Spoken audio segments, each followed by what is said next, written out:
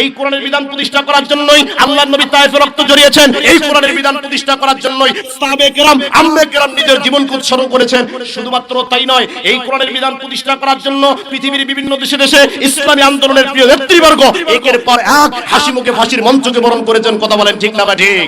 এই কোরআনের বিধান প্রতিষ্ঠা করার জন্য সাইয়েদে কুতুব শহীদ হয়েছেন, শহীদ হাসানুল বান্না নিজের জীবনকে উৎসর্গ করেছেন। এই কোরআনের বিধান প্রতিষ্ঠা করার জন্যই কোরআনের পাখি যিনি 50টি বছর সারা বাংলাদেশ কোরআনের দাওয়াত দিয়েছিলেন, সেই কোরআনের পাখি আল্লামা দেলাওয়ার হোসেন সাইদিকে বছরের পর বছর জালিম সরকার কারাগারের ভিতরে রেখে হত্যা করেছে মুসলমান। আওয়াজ দিয়ে কথা বলেন ঠিক না ঠিক?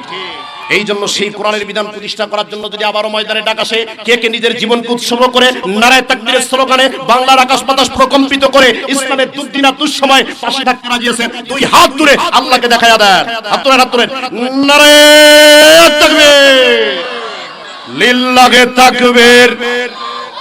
আল কোরআনের আলো, আল হাদিসের আলো, নারায়ে তাকবীর। প্রাণের ভাইরা আমার, আমি আপনাদের সামনে পবিত্র কোরআনুল কারীমের মহাগ্রন্থের মহাবিষয় পবিত্র কোরআনুল কারীমের 114টি সূরার মধ্যে ছোট্ট একটি সূরা তেলাওয়াত করেছি, যে সূরার ভিতরে আল্লাহ রাব্বুল আলামিন একটা কাফের এবং তার স্ত্রী সম্পর্কে তাদের প্রতিবাদ স্বরূপ নাজিল করেছেন। জোরে বলুন সুবহানাল্লাহ। প্রাণের ভাইরা আমার, এই পৃথিবীতে অনেক ধর্মগ্রন্থ রয়েছে। আপনারা প্রশ্ন করতে পারেন, হুজুর এই যে মহাবিশ্বের মহাবিশ্বয় গ্রন্থ কোরআনুল কারীম, এই কোরআনুল কারীম পৃথিবীতে অনেক ধর্মগ্রন্থ রয়েছে। এই পৃথিবীর ভিতরে ত্রিপিটক রয়েছে, গীতা রয়েছে, উপনিষদ রয়েছে, রামায়ণ রয়েছে, ওল্ড টেস্টামেন্ট রয়েছে, নিউ টেস্টামেন্ট রয়েছে। এত ধর্মগ্রন্থের ভিতরে হুজুর প্রত্যেকটা কিতাবের ভিতরে তো কোনো না কোনো ভেজাল আছে, কোনো না কোনো ভুল আছে। আমরা কোরআনের কাছে প্রশ্ন উপস্থাপন করতে চাই, কোরআন রে এই কিতাবের ভিতরে কি কোনো ভুল আছে নাকি, কোরআনের ভিতরে কোনো সন্দেহ আছে নাকি? আপনি যদি কোরআনের কাছে প্রশ্ন করেন, কোরআন প্রথমে জানায়া দিচ্ছে লালিকাল কিতাবু লা রাইবা ফি। আল্লাহ রাব্বুল আলামিন বলছেন যালিকাল কিতাবু লা রাইবা ফি, এটা এমন একটা গ্রন্থ যার মধ্যে ভুল তো দূরের কথা, সন্দেহ করার মতো কোনো অবকাশ নাই। সুবহানাল্লাহ পড়েন। প্রাণের ভাইরা আমার, শুধুমাত্র তাই নয়, এই কোরআন সম্পর্কে আল্লাহ রাব্বুল আলামিন চ্যালেঞ্জ করেছেন মানব জাতিকে। আল্লাহ রাব্বুল আলামিন বলেন ওয়া ইন কুনতুম ফি রাইবিম মিম্মা নাযালনা আলা আবদিনা ফা'তু বিসূরাতিন মিন মিসলিহি ওয়াদউ শুহাদাআকুম মিন দুনিল্লাহি ইন কুনতুম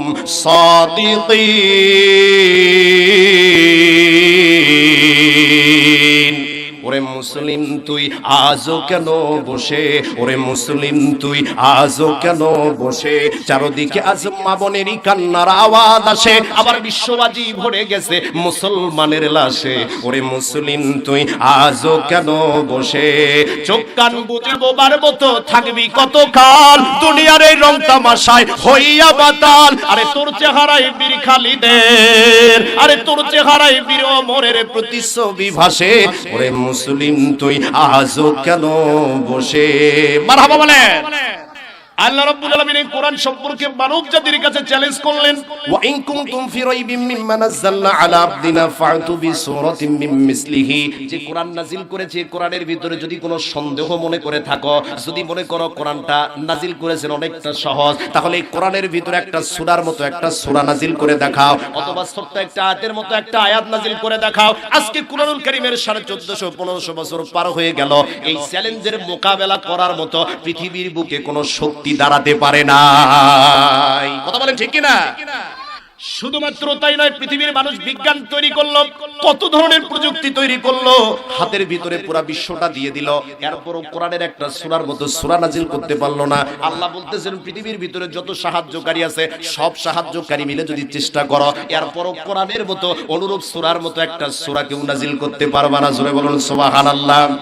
প্রাণের ভাইরা আমার, সেই কোরআন থেকে আমি কোরআনুল কারীমের 114টি সূরার মধ্যে 111 নম্বর সূরা ধারাবাহিক অনুসারে 111 111 নম্বর সূরা সূরা লাহাব। এই সূরা লাহাবের ভিতরে 5টা আয়াত আল্লাহ রাব্বুল আলামিন দিয়েছেন। এই সূরার ভিতরে 29টা শব্দ রয়েছে, 81টা বর্ণ রাব্বুল আলামিন দিয়েছেন। রাসূলের মক্কার জিন্দেগিতে হিজরতের পূর্বে সূরাটা নাজিল করা হয়েছে। এই সূরার ভিতরে 1 থেকে 3 নম্বর আয়াতে কারিমায় আল্লাহ রাব্বুল আলামিন আবু লাহাবের কতগুলো অপমান আর অপবাদের জবাব দিয়েছেন এবং 4 থেকে 5 নম্বর আয়াতে কারিমায় আল্লাহর রাসূল সাল্লাল্লাহু আলাইহি ওয়াসাল্লামের উপরে যে তার স্ত্রী নির্যাতন করেছিল, তার স্ত্রী যে ব্যঙ্গ করেছিল, বিদ্রূপ করেছিল, এই বিষয়ে নাজিল করেছেন। আলোচনা কি চলবে? কথা বলেন চলবে? প্রাণের ভাইরা আমার একটু খেয়াল করেন, এই সূরার শারনুজুলের দিকে যদি একটু তাকান, সংক্ষিপ্ত শারনুজুলের দিকে যদি একটু তাকান, আব্দুল্লাহ ইবনে আব্বাস রাদিয়াল্লাহু তাআলা আনহু হতে বর্ণিত, তিনি বলেন রাসূল সাল্লাল্লাহু আলাইহি ওয়াসাল্লামের উপরে যখন আয়াত নাযিল করা হলো, ওয়া আনযির আশিরাতাকাল আকরাবিন, আল্লাহু আকবার বলেন। আল্লাহর নবীর উপরে যখন কোরআনুল কারীমের আয়াত নাযিল করলেন, নবী আপনি আপনার নিকটাত্মীয় যারা পরিবার পরিজন রয়েছে তাদেরকে সতর্ক করুন। এই আয়াত নাযিলের পরে আল্লাহর নবী মক্কার তৎকালীন রীতি অনুযায়ী সাফা পাহাড়ের পাদদেশে গেলেন। সকালবেলা সাফা পাহাড়ের পাদদেশে উঠে ডাক দিচ্ছেন, ইয়া সাফাহা, প্রত্যুষে সকলে সমবেত হয়ে যাও, সকল মানুষগুলো একত্রিত হয়ে যাও। আল্লাহর নবী যখন এই ঘোষণা দিলেন, সব লোকগুলো যখন একত্রিত হয়ে গেল, আল্লাহর নবী তাদের সামনে দাঁড়িয়ে একটা ভাষণ দিচ্ছেন সাফা পাহাড়ের উপরে উঠে। আল্লাহর নবী ডাক দিয়ে বলেন, ও কুরাইশের দলেরা, হে আপনি মারাফের দলেরা, যত ধরনের দল রয়েছে, যত ধরনের বংশ রয়েছে, প্রত্যেকটা বংশের লোকদেরকে আল্লাহর নবী ডাক দিয়ে বলছেন, আজকে আমি যদি বলি এই পাহাড়ের পাদদেশে একটা বিশাল সেনাবাহিনীর দল উপস্থিত রয়েছে, যে সেনাবাহিনীর দল যে কোনো সময় তোমাদের উপরে আক্রমণ করতে পারে, যে কোনো সময় তোমাদের উপরে হামলা চালাতে পারে, বলো তো তোমরা আমার কথা বিশ্বাস করবা নাকি? বলো তো তোমরা আমার কথা মেনে নিবা নাকি? সব লোকগুলো একত্রিত হয়ে ডাক দিয়ে বলতেছেন, অবশ্যই বিশ্বাস করব, কেননা মাযদাররাবনা আলাইকা ইল্লা সিদকা, এতদিন পর্যন্ত আমরা তোমার কাছ থেকে মিথ্যা বলে আর কিছু পাই না। সুবহানাল্লাহ পড়ে। মক্কার কাফেররা পর্যন্ত আল্লাহর নবীকে সত্যবাদীদার সার্টিফিকেট দিয়েছেন, আল্লাহর নবীকে তারা আলামিন উপাধি দিয়েছিলেন। আর বর্তমান সমাজের ভিতরে যদি আমরা তাকাই, সামান্য কিছু টাকা, ভোটের সময় একটা বিড়ি অথবা পানের জন্য কত মানুষ যে জবান বিক্রি করে, কথা বলেন ঠিক না ঠিক? একটু জোরে বলেন ঠিক না ঠিক? সামান্য একটা বিড়ির জন্য কত মানুষ মিথ্যা কথা বলে, সামান্য কিছু টাকার জন্য একও বলে যে আমি তোমার সাথে আছি, অকও বলে আমরা তোমার সাথে আছি। এরা হলো মুনাফিক, যখন এক জায়গায় যায় সেখানে এক কথা বলে, আবার আরেক জায়গায় যখন যায় তখন আরেক কথা বলে। প্রাণের ভাইরা আমার খেয়াল করেন, সময় খুব সংক্ষেপ। আল্লাহর নবী জনাবি মুহাম্মদুর রাসূলুল্লাহ এই ঘোষণা দেওয়ার পরে প্রত্যেকটা লোক ডাক দিয়ে বলতেছেন, অবশ্যই অবশ্যই আমরা তোমার কথা মেনে নেব, কেননা এই যাবত তুমি আমাদের কাছ থেকে কোনোদিন কোনো মিথ্যা কথা বলো নাই, কোনো মিথ্যা তোমার কাছ থেকে আমরা পাই নাই।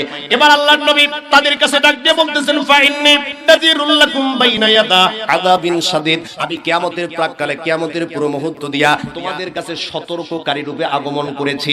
আল্লাহ রাব্বুল আলামিন আমাকে তোমাদেরকে সতর্ক করার জন্য পাঠিয়ে দিয়েছেন, আমি যাতে তোমাদেরকে জাহান্নামের আগুনের ভয় দেখাই, তোমাদেরকে সত্য পথের দিকে ডাক দেই, তোমাদেরকে কোরআনের কথাগুলো বলি, ইসলামের কথাগুলো বলি এবং তোমাদেরকে জাহান্নামের আগুন থেকে সতর্ক করে। এই ঘোষণা যখন আল্লাহর নবী দিলেন, এই ঘোষণা দেওয়ার পরে স্পর্শ যখন আল্লাহর নবী ডাক দিয়ে বলতেছেন, হে কুরাইশের দলেরা, আনকিযু আনফুসাকুম মিনান নার, তোমরা নিজেদেরকে জাহান্নামের আগুন থেকে বাঁচাও। হে বনি আব্দে মানাফের দলেরা, তোমরা নিজেদেরকে জাহান্নামের আগুন থেকে বাঁচাও। সর্বশেষ আল্লাহর নবী বললেন, ও মুহাম্মদের কন্যা ফাতেমা, তুমি আমার সম্পদ থেকে যা ইচ্ছা তা নিতে পারো, কিন্তু জাহান্নামের আগুন থেকে তোমাকে আমি বাঁচাতে পারবো না যদি তুমি আল্লাহর উপরে ঈমান না আনো। আল্লাহু আকবার বলে। আল্লাহর নবী ডাক দিয়ে বলতেছেন প্রত্যেকটা দলকে, প্রত্যেকটা কওমকে ডাক দিয়ে বলতেছেন যে তোমরা নিজেদেরকে জাহান্নামের আগুন থেকে বাঁচাও। আল্লাহর নবীর কন্যা ফাতেমাকেও ডাক দিয়ে বলতেছেন, ফাতেমা, আমার যে সম্পদ রয়েছে এখান থেকে তুমি যা ইচ্ছা তা নাও, কিন্তু যদি ঈমান না আনো আমি তোমার বাবা হয়েও তোমাকে কিয়ামতের দিন আল্লাহর পাকড়াও থেকে রক্ষা করতে পারবো। প্রাণের ভাইরা আমার একটু খেয়াল করেন, আল্লাহর নবীর এই মর্মস্পর্শী ভাষণ চাচা আবু লাহাবের অন্তরে দাগ কাটতে পারে নাই।